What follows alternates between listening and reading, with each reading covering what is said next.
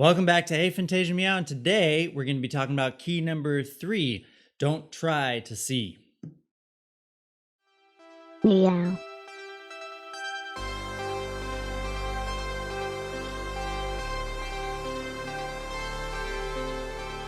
Welcome back, guys. I'm Alex. So today we're jumping into key number 3. Like I said, it's a bit of a counterintuitive one, but it actually is very, very important to having breakthrough moments and being able to catch breakthrough moments. So I don't want to talk too much before we jump in. I just want to get teaching. So let's go for it.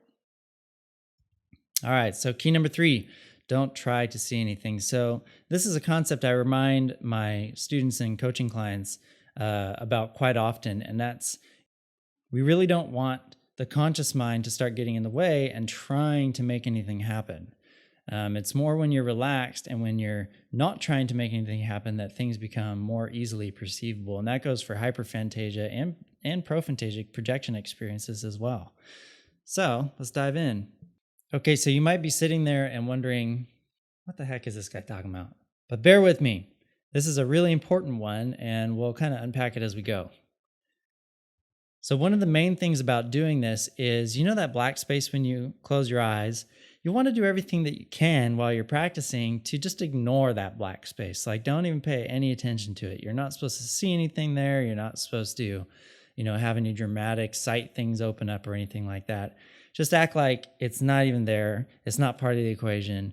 And really try to just get lost in the exercise that you're doing, or as immersed mentally in that exercise as possible. And that's partly why it helps to speak out loud when you're doing the exercises, so that you're not needing to write things down or be conscious of anything other than just describing whatever you're describing in that moment. Now, some of you may have experienced this in the past, like aphantasia is just one part of a spectrum, right? And so some people experiencing aphantasia can have fleeting images, and it can still be considered aphantasic. Like patient MX, the very first guy that Dr. Zeman and company worked with, he, even after a few months, got back some of his visualization ability and had fleeting images coming to his mind.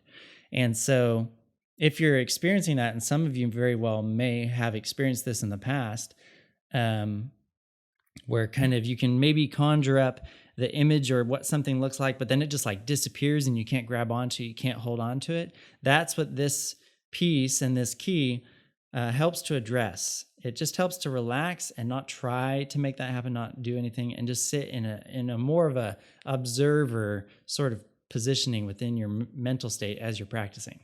And partly why I believe that this is one of the main keys is because, we all have our routines. We all have how we're used to thinking, how we're used to doing things. It's actually wired into our biological physiology to seek comfort, to seek safety, right? And so once we get into routine, and that's kind of what we're used to, that comfort really rules in a lot of ways.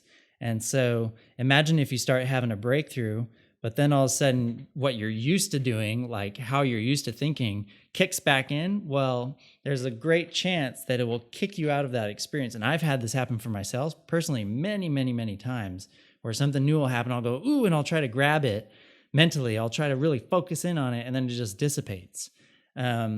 So it's a bit tricky at first, but what you can start doing is, when you do start having things happen that are out of the norm, instead of trying to grab it and hold on to it like it's a rabbit that you're trying to catch or something, you just sort of observe it and let it be. And that's another reason why having a third party to bounce off of really helps, because they can ask you, what about this moment? What about that moment? Or if you record yourself, you can listen back and then recall what it was like when you were doing the exercise. Okay? So now let's talk strategy. Again, very, very important. Just ignore that black space. Pretend it's not even there. Pay no attention to the black space for real. Like it's not even there, And then you sit back and you observe. Really helps to debrief after the exercises too, like I was talking about. Bounce off somebody, listen back to your recording and observe, recall what it was like to do the exercise. And as you do that, try not to have the conscious mind get in the way during the exercises, and you'll kind of be able to start feeling when your conscious mind pops up in the exercises and when it doesn't. So that, I would say, just take some practice in learning how to navigate your mental space. And we've been talking about this here and there too. Definitely asking a third party to participate helps a lot because they can kind of act as an outside observer and bounce information off of you as you're doing the exercises. So I highly recommend doing that. And one last thing, we'll talk about this a little bit more as we go through the videos, but you want to make sure that any minor change that happens, journal it down, take note of it.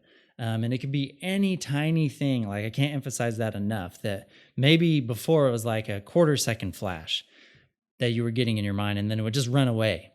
Well, now if you're able to even stretch that out to maybe a half a second flash, that's going to go a long way in building sort of the ecosystem in your mind to be able to grab onto images and actually hold them. So any tiny shift in how you perceive things within your thought life, definitely write it down in a journal. I highly, highly recommend that. All right, so that's it for key number 3. I hope you guys liked it. Now, please comment down below if you're giving this stuff a try.